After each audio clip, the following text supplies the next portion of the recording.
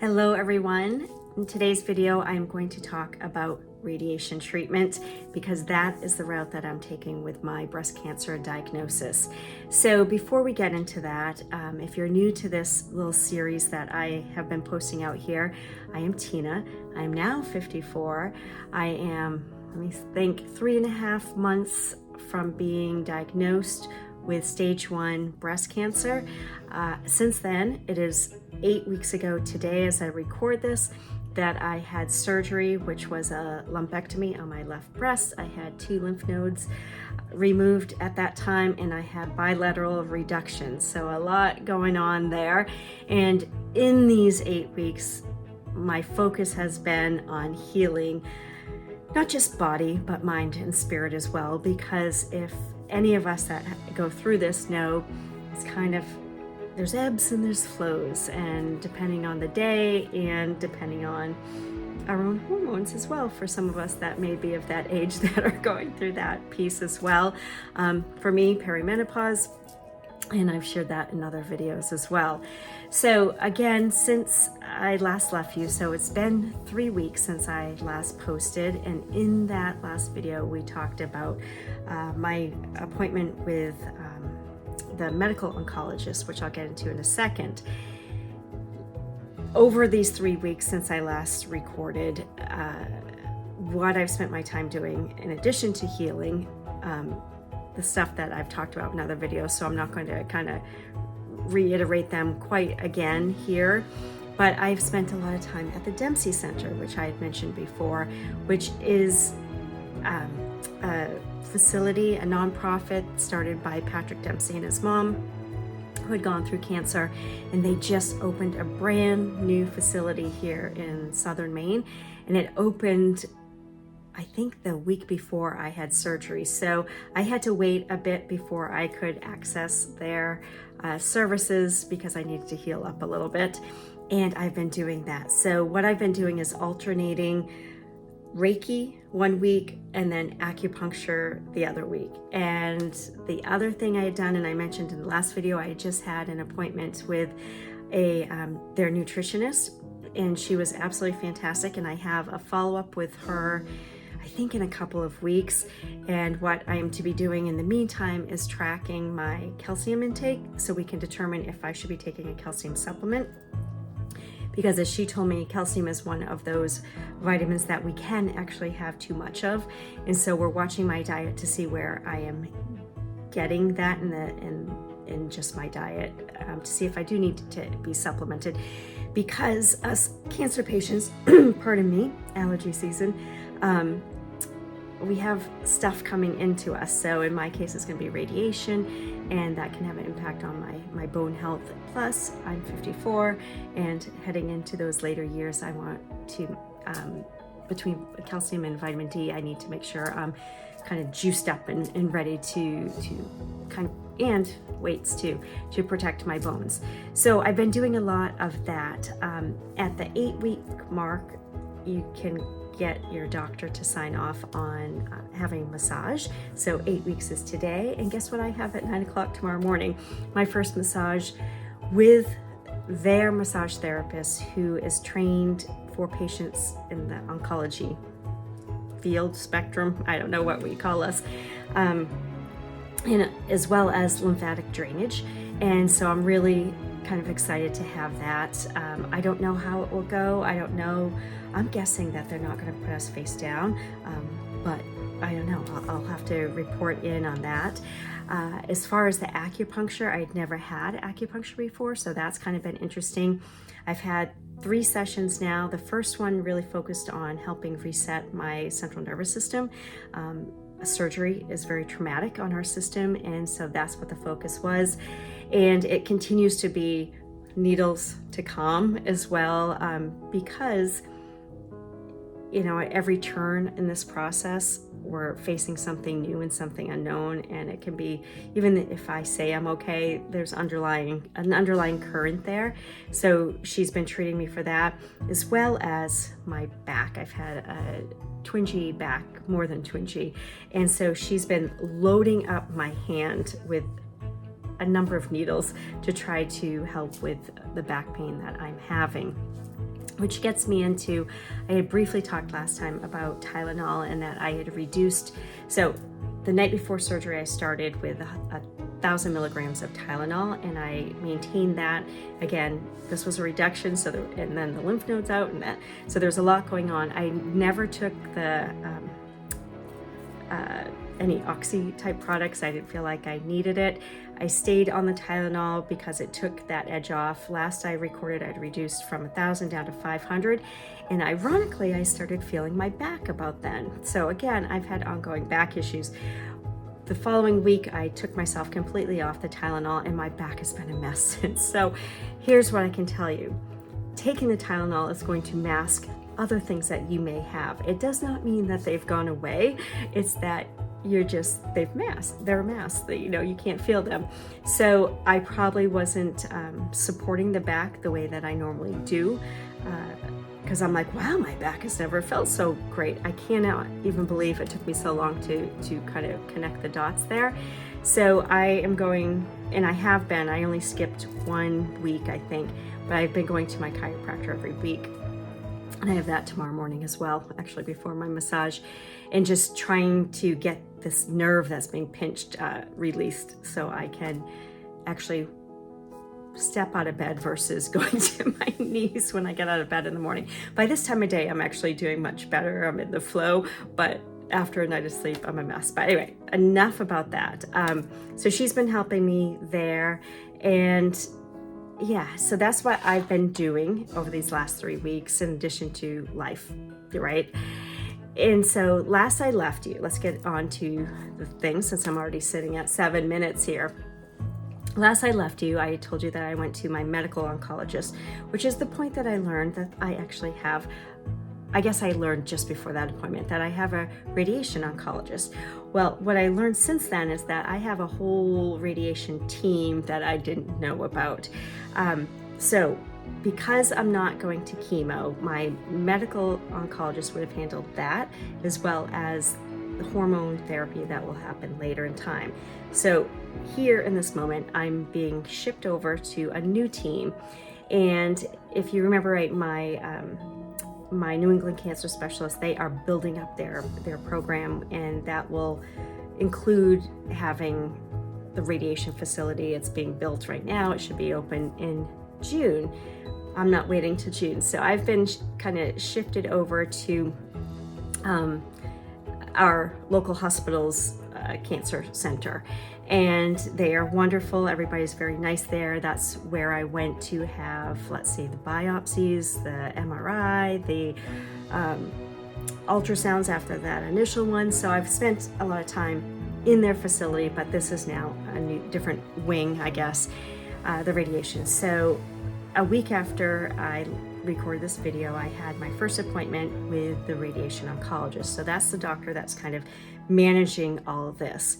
And what I learned is this, is that there's not just the radiation oncologist. There's also, I want to make sure I get this right, there's a radiation physicist who is accurately and safely managing the radiation, because there's state, there's, I don't know if there's local, but there's state, there's federal, there's international laws around radiation, and they have to manage that and the safety of it all, and that everything's done accurately. So quite fascinating. I watched a little video on the team that assembles, and there is a, let me get this right, dosimetrist maybe, and basically dosage. So there's a person who calculates the precise radiation dose for each treatment and then manages that plan. So, they're looking to get to any kind of the tumor site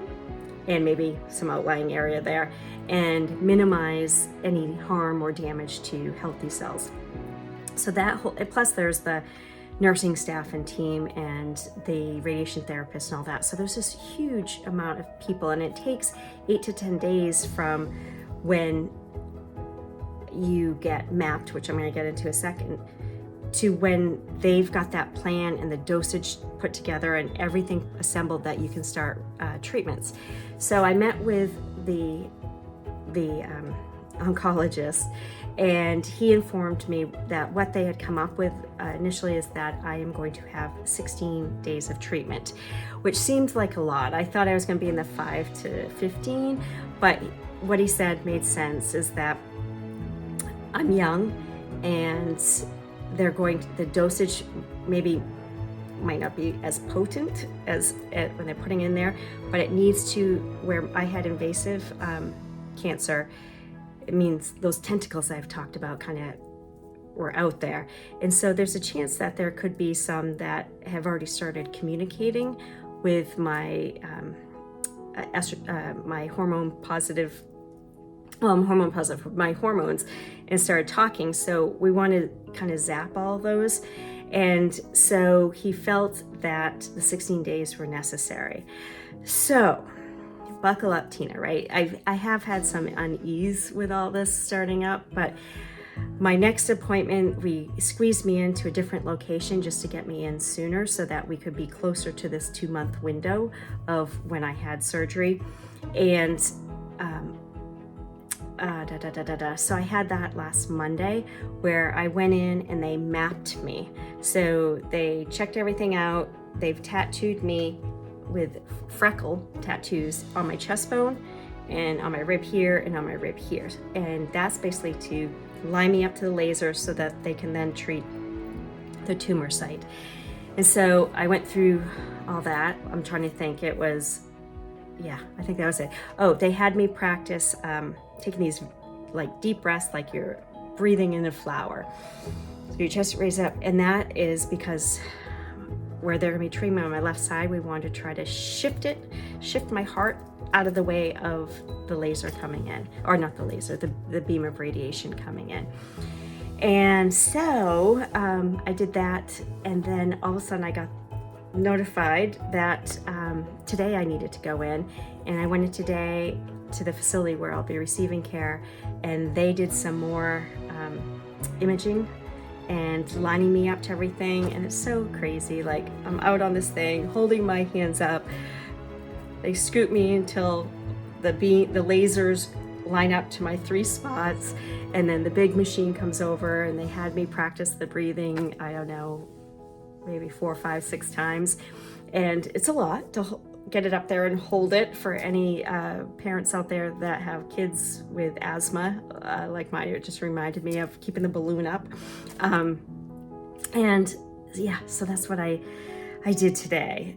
So again, first day was radiation oncologist, second day was the mapping, tattooing, and breathing, and today at this location was all that, in addition to meeting with a nurse who went over skincare for me, because that's going to be a side effect that I'm going to need to deal with. And then tomorrow at 1 p.m. is my first day of radiation treatment. I will go every day for 16 days minus the weekends. So I'm kind of glad that this first week is 3 days, and then it will give my skin, my organs, everything 2 days of take a deep breath and rest for just a second. And really, I'm gonna have to go in early that morning because I already had something planned in later in the day. And then for going forward, my appointments won't be later. So I'll actually get almost 3 days out of that. But moving on to the side effects of all this. So the nurse indicated that typically symptoms will start showing maybe halfway through it. So, my 8 days in, and what it's going to be is similar to a sunburn, because this radiation is coming in here, right? And so in what I've read as well is the best thing you can do is stay hydrated. So I've been putting the water in to keep it moist, or not moist, but lotion. So today they told me to use clear aloe 3 times a day, and then to use a lotion at night to really lather it on. But it's not just that spot, it's from my chest bone over under my arm all the way down and over, so a big rectangle here. So I just ordered some more aloe because I asked if I could just use my aloe plants, which is hysterical that I have that much aloe here in the house, but I do, which I don't know if it's a sign or what, but at the same time, I don't want to use all my aloe. So I ordered some organic, pure, clear, no anything aloe. That should be here Friday, but in the meantime, I'm gonna use my plants. So tonight I need to harvest that a little bit. And then I actually make my own lotion, or I assemble my own lotion. I've used it for years, and I think it will be cleaner and clearer than something that I'm going to buy in the store. I've read a couple of other ones, and then they recommended Eucerin. So I'm going to use mine that is beeswax and olive oil and coconut oil and cocoa butter and vitamin E. And that's what I'll use at bedtime. So I'm going to see how that goes. So 4 times a day, I'm going to be doing all this. And then the other thing that I heard is the stretching. So I'm already still stretching because I have scars all under here, as well as down through here. And this part right here is still pretty tight for me. So I've been trying to stretch that out. So now put a sunburn, basically a bad sunburn on here. And she said, you're really gonna need to stretch. So stretching, water, and lotions allegedly can minimize these symptoms. The other side effect that I think these are the 2 primary ones that will affect me is the skin, and then, or have the potential to affect me, I'm not caving to them yet, is fatigue. And fatigue is different than just being tired and thinking you have to have a nap. They actually recommend maybe don't nap because that's going to interfere with your nighttime sleep. And you know how we all get when we don't sleep at night. Plus the skin can get dry and itchy, and you know how combined lack of sleep with itchy skin, and it could be crazy. So fatigue is just this exhaustion that you're going to need to rest. And that may not even solve the fatigue. Like it's going to get potentially to the point that I'm going to be pretty tuckered out. So she said that a lot of times people are like, I've got this, here I'm coming up on whatever it is, day 10 or day 15. And then it's after that, after you stop that first week, she said, kind of hits people sometimes like a door, I guess. So that's what we have going on. I won't get into any more of what happens after that, other than to say that I'll have 2 weeks to rest up, and then I'll be starting the hormone blockers. So I actually have that appointment set for currently the last day of my treatment. So I'm gonna have to bump that because it was at the same exact time, because I just got my treatment schedule and the times of all that. So yeah, that's what's happening here. I'm still positive. I couldn't figure out why I was feeling the way I was feeling so much this weekend and today. And then I know I share too much, but I got home and I went in to use the bathroom quickly, and I started again. It's been 7 weeks. Welcome to perimenopause. I went 4 months without it. I came back strong for 3 weeks, and have been 7 weeks, and then today. So I don't know what is me being slightly melancholy for what's coming up, and what is maybe hormonal. That's okay. I also had an epiphany I'm going to share with you, and that is this. We have people in our lives, most of us hopefully, that we love and that love us. And, it's interesting to me that there just are some parts of this journey of life that we have that we walk alone. And, I guess the ultimate one is birth and death. Even though people can be there, you're actually physically walking that, or leaving that on your own. And I think we all have other walks that we do by ourselves.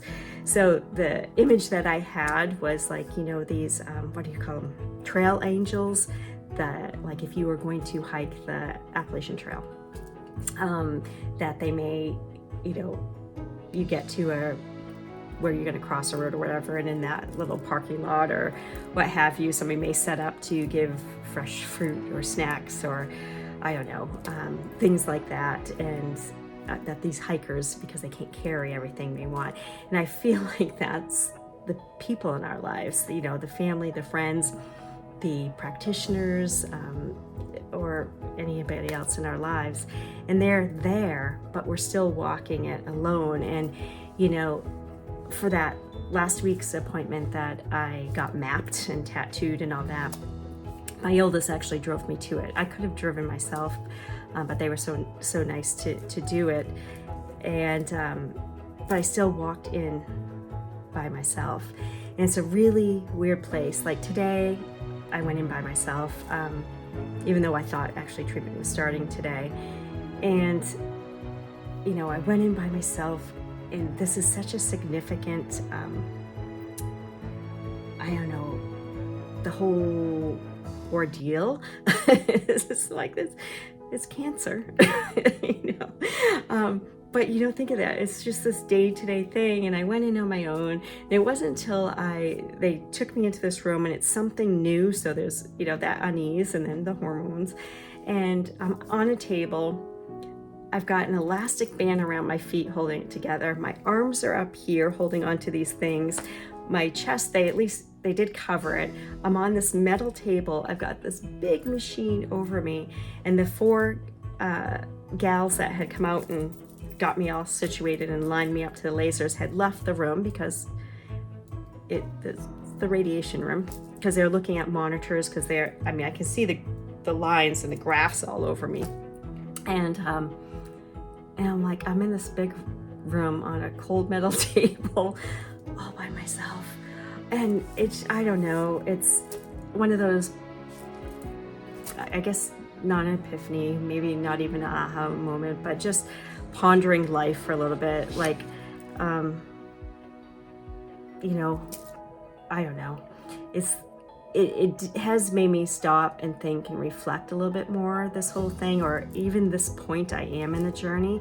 Like, if we're going to fight for our life and have all this stuff done and walk this path, and again, with our trail angels, but walk it alone. Like, if we're gonna fight so hard for this and do all these things, then what are we gonna do with our life after? It has to be something, I don't wanna say spectacular, but in a way, like, you can't just be in that reactionary mode of life and go back to normal. You know, you got to have love and laughter and experiences and adventures and push our limits and live, I guess, extraordinarily. And, you know, so do you see the flow of thoughts and reflection that I've had through all this? So that was today. That was my thoughts today. Okay, I'm gonna let you go. I'm at 23 minutes. Oh, good Lord. Thank you for joining me. So I am going to take another long break. I don't think I'm going to record again until after treatment is done. And so maybe it'll be another long video, but I will try to keep notes of the emotional flow of it as well, which I didn't necessarily do this last time because I actually was going to record at week 1, week 2, and then I think it's time to you know, do these bigger gaps in them. And I guess that's it. So again, these videos, if you stayed this long, thank you. These videos are for people that may be going through this, know somebody or have a loved one going through it, or maybe somebody that's just curious what's going on with me. I don't know. And that's it. So thank you for joining me today. I send love to all of you. And I will see you back on the other side of this. We'll see how I do. Take care.